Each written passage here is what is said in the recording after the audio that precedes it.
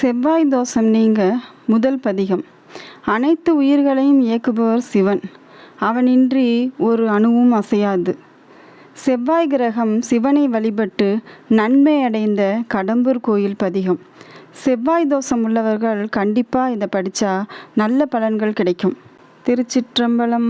ஒருவராய் இரு மூவரும் ஆயவன் குருவதாய குலகன் உறைவிடம் பருவரால் குதிகொள்ளும் பலனம் சூழ் கருவதாங் கடம்பூர் கரகோயிலே வன்னி மத்தம் வளர் இளம் திங்களோர் கன்னியாலை கதிர்முடி வைத்தவன் பொன்னின் மல்கு புனர்முலை யாழோடும் மன்னினான் கடம்பூர் கரகோயிலே.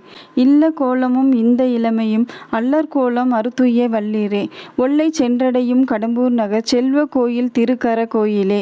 வேறு சிந்தை இல்லாதவர் தீவினை கூறு செய்த குலகன் உறைவிடம் ஏறு செல்வத்து இமையவர் தாம் தொழும் ஆறு சேர் கடம்பூர் கரகோயிலே.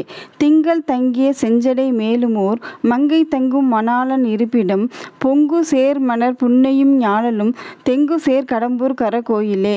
மல்லை ஞாலத்து வாழும் உயிர்கெல்லாம் எல்லையான பிரானார் இருப்பிடம் கொல்லை முல்லை கொழுந்தகை மல்லிகை நல்ல சேர் கடம்பூர் கரகோயிலே.